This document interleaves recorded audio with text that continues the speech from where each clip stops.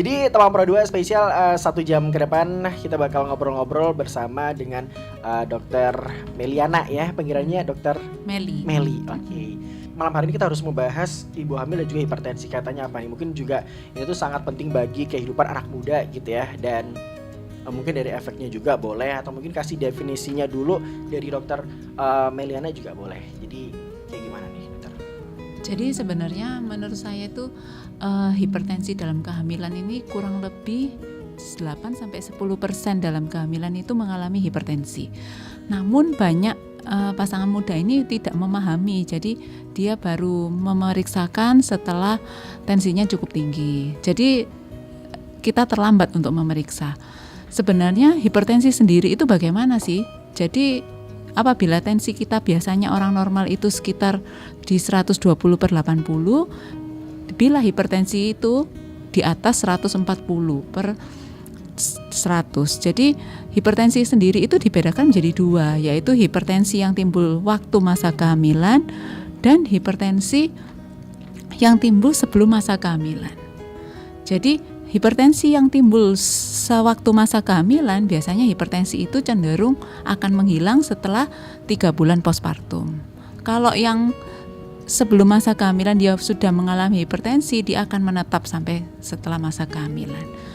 Oke. Jadi kenapa alasan kenapa malam hari ini kita mengangkat topik ibu hamil dan juga hipertensi, mungkin dari fenomena itu ternyata juga nggak sedikit gitu ya dokter ya, dari anak muda itu. Apakah juga menurut dokter tuh banyak yang di usia yang masih belum harusnya hamil itu ya, tapi dia udah mengalami hal tersebut gitu, dan hipertensi ini juga menjadi faktor gitu ya, yang nanti efeknya juga ke masa kehamilan. Apa benar begitu dokter?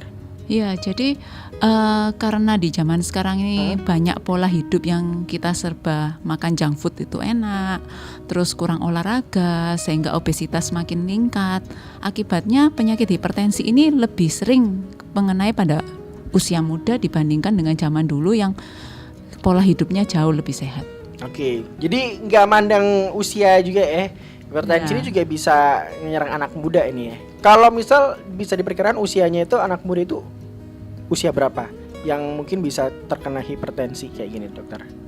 Ada pasien saya yang masih umur kurang lebih sekitar 24, 23 itu sudah mengalami hipertensi. Dan biasanya, loh dok, ini tensi saya biasanya kalau hari-hari normal loh, tapi kok sekarang naik. Nah, kayak gitu biasanya. Oke, itu biasanya kebanyakan cowok apa cewek sih dokter? Kayaknya lebih ke arah cewek ya. Tadi kan dokter kan sempat spill ya, biasanya karena makan junk food kayak gitu. Ini biasanya suka nemil tuh kayaknya cewek. Biasanya kalau bad moodnya udah nggak bagus, ngejajan gitu kan susah dikontrol gitu ya biasanya dokter ya. Iya. Oke, itu berarti menjadi salah satu penyebab kenapa orang atau remaja tadi itu bisa mengalami hipertensi gitu ya. Oke, tadi kan sempat dokter juga bilang kalau hipertensi kan ada 2 jenisnya ya. Tadi boleh di-spill lagi dokter? Jadi kita hipertensi dalam kehamilan itu kita sebut sebagai hipertensi gestasional yang timbul waktu masa kehamilan, dan hipertensi non gestasional atau superimpus hipertensi itu yang timbul sebelum masa kehamilan. Dan dia menetap setelah postpartum, dia akan menetap. Dan komplikasinya daripada suatu hipertensi, dia akan menjadi suatu preeklamsi atau eklamsi. Nah, preeklamsi itu suatu hipertensi yang ditandai dengan keluarnya protein di dalam urin. Jadi itu sangat berbahaya pada waktu masa kehamilan. Kalau eklamsi sendiri, kalau kita misalnya tensi tidak terkontrol pada waktu masa kehamilan, akhirnya menimbulkan suatu kejang, yaitu yang kita sebut sebagai eklamsi. Oke, itu kejang itu apakah dampak paling buruk atau ada yang lebih buruk lagi dokter? Jadi ketika kejang itu sudah cukup buruk, jadi dia akan kejang, terjadi penurunan kesadaran, akhirnya komplikasinya ke sesak nafas karena paru-parunya edem, mengembang, kemudian menjadi susah kencing, akhirnya jadi gagal ginjal juga, paru-parunya penuh air. Jadi gak cuma kejang-kejang aja ya, Enggak, tapi efeknya ada tadi kayak gagal ginjal. Terus ada lagi nggak sih dokter selain 2 itu? Biasanya kalau kejang resikonya bisa pendarahan di otak, akhirnya jadi stroke gitu. Oke, jadi kayak komplikasi gitu, apakah iya atau bukan? Iya, jadi memang hipertensi dalam kehamilan itu yang paling kita takutkan pada waktu masa hamil. Jadi Oke. kita sangat mencegah supaya hipertensi ini nggak berujung ke arah preeklamsi tadi atau kejang. Oke, jadi ini juga menarik ya, apalagi di kalangan anak muda kayak gini ya. Itu juga penting ya. Jangan misalkan kalau anak-anak muda yang udah baru hamil gitu ya. Ini sangat penting banget buat dimengerti gitu ya, dokter ya. Larinya juga nanti pada kesehatan anaknya juga gitu ya. 95,2 Pro 2 FM, tempat terbaik kamu karena kita Indonesia. Masih barengan sama Jan ya teman Pro 2, dan masih barengan juga sama Dokter Meliana. Masih semangat ya dokter? Iya masih dong. Iya masih dong. Bisa kalau malam ini agak-agak saya gimana gitu ya. Oke, tadi sempat udah di-spill banyak sama Dokter Meliana ya seputar topik ibu hamil dan juga hipertensi. Ternyata ngomongin hipertensi itu juga ternyata bahaya banget ya. Sampai efek yang ditimbulkan itu juga benar-benar fatal gitu ya dokter ya, sampai gagal ginjal, terus abis gitu sampai mengalami komplikasi juga, kejang-kejang. Nah, itu kan efek tersebut akan dirasakan sama mereka yang mendapat sakit ini ya, hipertensi ya, yang tidak hamil. Nah, kalau yang ibu hamil nih, kalau udah terkena hipertensi itu apakah efeknya juga bakal tetap sama atau mungkin efeknya ada beda lagi, dokter? Jadi kalau pada kehamilan itu kita harus memperhitungkan juga efek ke ibu dengan efek ke janin. Oke. Kalau dari efek ke janin yang kita takutkan adalah terjadinya bayi kelahiran prematur. Oke. Karena kalau misalnya kita hipertensi dipertahankan sampai aterem atau cukup bulan, otomatis tensi itu akan terus cenderung tinggi dan sangat membahayakan untuk ibu. Akhirnya dengan terpaksa kita harus menterminasi misalnya di 34, 35 atau di 35, 36, di mana bayi itu belum mencapai ke 2,5. Itu yang kita sebut sebagai kelahiran prematur. Oke. Atau yang paling sering juga bisa terjadi IUGR, yaitu intrauterine growth retardation. Jadi terjadi pertumbuhan janin yang terhambat. Sebenarnya bayi itu cukup bulan, tapi bayinya kecil. Nah, kenapa? Karena pada hipertensi pembuluh darah itu cenderung kecil. Otomatis aliran darah dari ibu ke janin itu cenderung kecil juga yang masuk. Akibatnya nutrisi yang masuk akibatnya sangat kurang, sehingga banyak orang yang hipertensi akhirnya berakhir dengan IUGR bayinya. Oke. Gitu. Terus yang kedua, pada ibu itu yang paling sering yang kita takutkan adalah solusio plasenta. Di mana pada solusio plasenta ini plasenta akan lepas dari tempat perlengketannya sehingga bisa menyebabkan suatu pendarahan di dalam intraabdomen itu, intrauterin. Dan itu sangat berbahaya untuk si ibu, di mana dia akan merasakan nyeri perut yang sangat sakit, kemudian terjadi pendarahan warna kehitaman, dan yang paling kita takutkan pada saat solusio plasenta, otomatis bayi itu gampang menjadi IUFD atau meninggal di dalam rahim. Itu yang sangat kita cegah pada orang-orang dengan preeklamsi. Oke, itu mungkin jadi efeknya sangat fatal banget ya buat ibu hamil apalagi ya. Iya, buat ibu hamil. Nah, kalau biasanya nih dokter ya, ketika orang udah mengalami yang namanya hipertensi ya, kalau hipertensi sendiri itu sebenarnya ada tingkatannya nggak sih dokter? Kayak kalau segini nanti itu dia gejalanya kayak gini, kalau udah naik di tingkat selanjutnya gejalanya nanti yang muncul bakal kayak gini, atau nanti yang paling tinggi gitu kan nanti gejalanya yang bakal muncul tuh yang kayak gini. Ada tingkatannya nggak kalau hipertensi? Nah, kita itu membagi preeklamsi itu menjadi dua, yaitu preeklamsi ringan dengan preeklamsi berat. Oke. Pada preeklamsi ringan itu target kenaikannya untuk hipertensinya adalah sekitar 140/90. Oke. Pada preeklamsi berat dia mencapai di lebih dari 160/100 gitu. Dengan sama-sama protein itu bocor. Pada preeklamsi ringan dia positif 3, kalau pada preeklamsi berat dia positif 5. Nah, karena paling enggak itu kita menjaga supaya preeklamsi berat ini bisa turun menuju ke preeklamsi ringan, gitu tujuannya. Jadi ketika udah mengalami hal tersebut itu nanti yang dirasakan itu apa di badan, kayak misal kayak panas yang kayak tinggi banget, atau mungkin nanti kayak mengalami nyeri atau apa kayak gitu. Nah, yang paling kita takutkan pada preeklamsi berat, kita mengenal namanya impending eklamsi. Impending eklamsi adalah suatu gejala yang menuju ke arah eklamsi atau kejang tadi, di mana ibu itu akan mengeluh pandangannya rasa kabur dan nyeri kepala hebat. Oke. Dan tensinya itu pasti lebih di atas 160. Itu kalau yang berat ya dokter ya? Iya, yang berat. Terus kalau pada preeklamsi ringan biasanya ibu itu tidak mengalami gejala yang terlalu berat ya. nggak ada sama sekali malah nih. Kayak sehat-sehat aja Kayak gitu. sehat, tapi ketika kita periksa, oh ternyata tensinya 140, ternyata proteinurinya keluar positif 1 gitu. Nah, terus kalau bisa di dokter ya kita kayak merasakan nih kita sehat gitu ya, normal. Nah, terus abis itu buat cara apa ya? Kita tahu untuk memeriksakan itu kayak gimana dokter? Secara kan kita nggak ngerasa kita tuh kena gitu. Padahal kan kita masuk ke Preeklamsi ringan ya. Preeklamsi ringan. Nah, terus cara mengetahui yang kayak gitu gimana? Apakah ada rutin dari kita cek ke dokter berapa bulan sekali atau mungkin kayak gimana? Nah, akhirnya sama pemerintah itu dibuatkan program namanya ANC terpadu di puskesmas. Jadi supaya kita itu di setiap awal trimester itu kita pasti ada pemeriksaan lengkap, mulai dari darah lengkap dan urin. Tujuannya untuk mengukur adanya misalnya hemoglobinnya dia terlalu rendah, akhirnya anemia. Dan urin itu untuk melihat apakah dia ada proteinurinya bocor atau enggak gitu. Jadi ada ini ya, mungkin itu kayak lebih ikut ke program pemerintah gitu ya? Iya, bisa ikut di program pemerintah, memang diprogramkan dari pemerintah di ANC terpadu.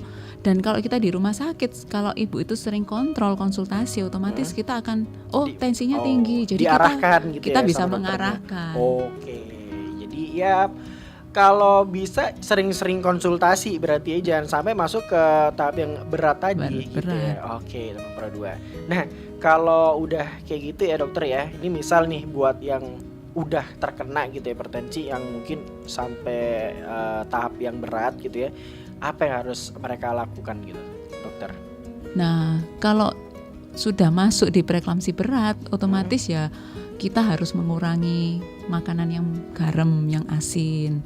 Kemudian minum obat secara teratur. Dan biasanya dokter akan memberikan obat pengencer darah untuk mencegah supaya preeklamsi ini tidak berujung terlalu tinggi tensinya gitu. Apakah harus garam aja atau mungkin dari makanan lain yang mengandung selain garam ada, atau cuma garam aja yang jadi faktor penyebab cepatnya hipertensi ini bakal naik gitu? Jadi kita memang mengurangi asam dan sebaiknya mengurangi junk food ya. Banyak makan buah atau sayur gitu. Buah dan sayur itu emang penting banget ya. Nggak semua ibu hamil loh, tapi semuanya memang harus makan buah sayur kan lebih sehat. Benar. Gak cuma ibu hamil aja ya. Yang nggak hamil juga makan buah dan sayur sangat dianjurkan ya. Terus abis gitu apalagi nih ketika udah terkena hipertensi itu selain mengurangi garam tadi ya, terus abis gitu makan buah dan sayur, berolahraga itu apakah juga penting banget? Nah, olahraga yang disarankan untuk ibu hamil itu bukan olahraga yang aktivitasnya berat. Jadi kita menyarankan untuk ikut yoga hamil. Nggak sampai nge-gym gitu nggak berarti ya? Enggak lah, nggak sampai nge-gym. Kadang ada orang yang renang gitu boleh. Renang masih boleh berarti? Masih boleh. Ibu hamil renang boleh? Boleh. Oke. Terus? Dan biasanya yang paling sering itu yoga dalam kehamilan, senam hamil. Itu yang ada sendiri khusus untuk ibu hamil. Biasanya lebih dari 20 minggu ibu-ibu sudah boleh ikut. Jadi dilatih nafasnya. Paling enggak itu selama masa kehamilan itu bukan berarti terus kita males nggak ngapa-ngapain. Ya itu yang menyebabkan akhirnya terjadinya faktor risiko preeklamsi tadi. Oke, yoga ya. Bukan yoga tetangga bukan ya, tapi olahraga yoga. Yoga. Nah, kalau yoga itu biasanya ada yang kayak bisa mandiri gitu, atau mungkin dianjurkan yang ada gurunya gitu. Biasanya yoga ada instruktur yoganya. Jadi gitu misalnya kita di rumah sakit ya, bidan itu biasanya sudah terinstruktur yoga, kemudian dia mengajari untuk pasien ibu hamil yang datang di atas 20 minggu itu dikumpulkan, kemudian diajari. Oke. Itu rame-rame pun juga bisa ya? Bisa. Biasanya satu kelas kurang lebih ya sekitar 7 orang gitu. Lebih rame lebih menyenangkan berarti ya. Biasa kalau yoga itu berapa lama, Dokter? Paling ya 30 menitan. Oke.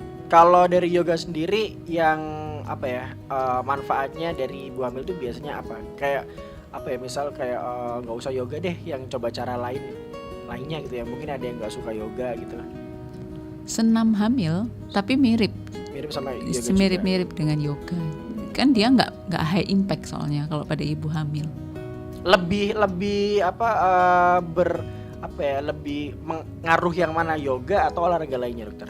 Kayak renang tadi gitu. Renang juga bagus. Renang kan sebenarnya untuk melatih juga kardio. Tapi yang pada kehamilan itu yang penting itu sebenarnya kita target poinnya supaya melatih nafasnya. Oke. Jadi supaya ketika nanti waktu masa persalinan dia nggak terlalu berat bisa ngatur nafas. Karena nafas itu penting untuk proses melahirkan adik tadi. Oke.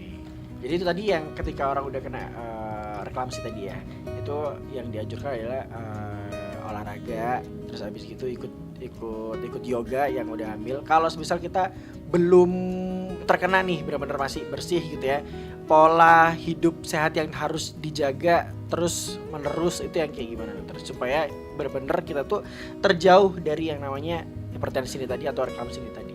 Sebenarnya kalau misalnya kita biasa gitu ya, kan hipertensi itu bisa karena faktor genetik. Misalnya ada orang tua yang sudah terkena hipertensi, kita ya lebih untuk menjaga pola makan, mengurangi junk food, banyak makan buah sayur, olahraga, ya gitu, banyak mengontrol untuk di pola hidupnya aja. Oke, begadang itu juga sangat berpengaruh. Misalnya anak muda kan kalau nggak begadang itu katanya nggak enak gitu ya. Nonton drakor sampai seharian, sampai pagi, apalagi yang cowok-cowok itu sampai nongkrong, main game sampai larut malam, bahkan bisa sampai pagi. Itu juga pengaruh banget ya, dokter? Iya, jadi kalau misalnya kita itu kita kan sebenarnya intensitas tidur itu kurang lebih sekitar 6-8 jam. Bila memang kurang, otomatis di tubuh ini metabolisme ini akan cenderung naik. Akhirnya kenapa gampang terjadi hipertensi juga gitu loh. Jadi kalau bisa ya tidur itu paling baik ya 6-8 jam. Jadi buat cewek-cewek nih ya, sama kerasnya dikurangin dulu drama-dramanya ya, daripada nanti kamu bisa kena hipertensi ya, mending ya dramanya di stop dulu ya sama kerasnya ya. Makanan tadi udah ya, ternyata mengatur pola makan itu juga penting banget. Olahraga itu juga harus dilakukan gitu ya. Ya terkhusus buat yang udah hamil, itu yoga juga sangat dianjurkan ya, dokter ya. Nah, kalau udah kena nih misalkan pasti kita mengalami pengobatan gitu ya, masa pengobatan. Ada pengobatan alternatif gak sih kalau kayak gini? Karena kan biasanya kalau ketergantungan sama obat terus itu kan nggak baik gitu ya dokter ya, atau kayak gimana? Jadi kalau misalnya memang ternyata dia itu muncul hipertensi yang setelah hamil masih menetap hipertensinya, otomatis kita memerlukan obat antihipertensi. Oke. Jadi kalau misal ada yang cari pengobatan alternatif itu sebenarnya dianjurkan atau enggak? Kalau menurut saya sih obat herbal kok kurang ya. Jadi malah kurang gitu ya? Jadi lebih baik dengan obat penurun hipertensi, terus pola makan dijaga, olahraga itu jauh lebih baik. Itu jauh lebih baik ya. Dan obatnya bener-bener dari resep dokter gitu ya? Iya. Oke, itu lebih diajarkan lagi. Baik, kalau gitu udah hampir masuk jam 9 ya, lepas dari jam 8. Mungkin ada dari dokter nih ya, kesan-pesan, closing statement dari sharing kita di Jaga Malam kali ini ya. Kasih tips juga boleh dokter buat anak muda yang saat ini juga mungkin lagi mengalami hal tersebut ya, dan berusaha juga untuk sembuh ya, atau mungkin yang malam hari ini juga lagi stay tune biar supaya mereka itu bisa lebih siaga gitu ya, agar terjauh dari yang namanya hipertensi ini. Apa nih dokter? Tipsnya dari dokter boleh. Jadi menurut saya untuk pasangan muda yang hamil awal sebaiknya kita melakukan ANC di puskesmas atau boleh di dokter di rumah sakit. Jadi kita bisa mengetahui dia itu ada masalah nggak di hamilan trimester 1. Just jangan lupa selalu kontrol untuk setiap bulannya untuk tahu perkembangan janinnya mulai dari awal sampai akhir. Jadi kita bisa mencegah terjadinya sesuatu yang lebih buruk di trimester akhirnya. Ada lagi? Terus jangan lupa tetap pola hidup sehat, makan kurang yang junk food, terus olahraga tetap harus. Jadi sebenarnya ibu hamil itu bukan orang sakit, jadi nggak perlu harus tiduran sepanjang hari. Kita ya aktivitas biasa, tetap olahraga ringan seperti biasa. Oke. junk food sebenarnya nggak apa-apa, cuma jangan terlalu sering Jangan ya. terlalu Dikurangin sering. dia dokter ya, bukan nggak boleh. Ada lagi nih mungkin dari dokter yang mau ditambahkan? Ya gitu, yang penting pasangan ini jangan lupa ya, tetap kontrol, nanti bisa ketemu saya juga di Poliklinik Kandungan di Rumah Sakit Brawijaya. Oke, kalau misal mau ikut konsultasi yang lebih dalam lagi, nanti bisa di klinik tadi ya. Ya, di Brawijaya, Rumah Sakit Brawijaya. Nanti kalau misal, wah aku ingin konsultasi lebih dalam lagi nih, bisa langsung ke dokter Meliananya langsung ya. Beneran ya. Oke, bukan berdua langsung ya. Ya udah kalau gitu, thank you buat dokter Meliana ya, udah mau sharing-sharing di Pro 2 FM bareng sama Anjing Jaga Malam kali ini. Banyak hal yang Jan tahu, ilmu baru juga banyak yang Jan dapat. Jadi thank you banget. Mudah-mudahan bisa ketemu lagi di lain waktu ya dokter ya. Oke. Dan buat teman Pro 2 juga thank you yang udah tune in bareng sama kita, dan masih temenin kamu juga di Jaga Malam sampai jam 12. Jadi jangan kemana-mana, keep stay tune terus di Pro 2 FM, teman terbaik kamu karena kita Indonesia. Thank you.